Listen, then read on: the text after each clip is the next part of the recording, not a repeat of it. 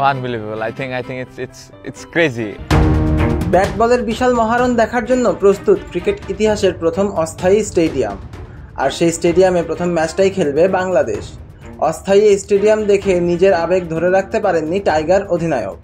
স্টেডিয়ামের রূপ ও পরিবেশ দেখে মুগ্ধতাও প্রকাশ করেছেন শান্ত। It feels very good and it looks crazy to me.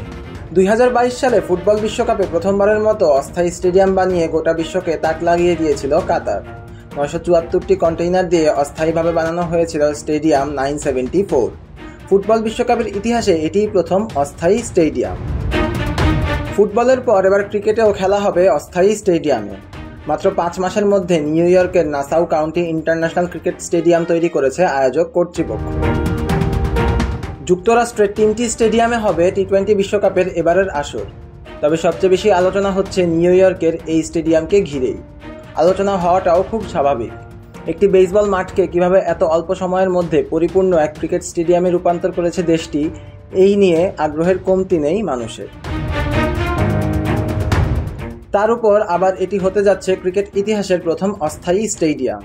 34,000 ধারণ ক্ষমতা বিশিষ্ট এই স্টেডিয়ামের মুগ্ধতা এবার ছড়িয়ে গেছে শান্তদের মাঝে। 1 জুন এই মাঠে বিশ্বকাপে নিজেদের অন্তিম প্রস্তুতি সেরে নেবে বাংলাদেশ ও ভারত। এই ম্যাচকে কেন্দ্র করে 2 দলই পৌঁছে গেছে নিউ ইয়র্কে। এমন ঐতিহাসিক এক স্টেডিয়ামের সৌন্দর্য বিমোহিত করেছে টাইগার বিশ্বকাপ দলের অধিনায়ককে। সৌন্দর্যের পাশাপাশি মাঠের উইকেট নিয়েও প্রশংসা করেছেন শান্ত। বিগত 2 সিরিজেই উইকেট নিয়ে বেশ অভিযোগ ছিল শান্তর কণ্ঠে। তবে মূল পর্বের আগে তার এমন ইতিবাচক বক্তব্য স্বস্তি এনেছে সমর্থকদের মনে।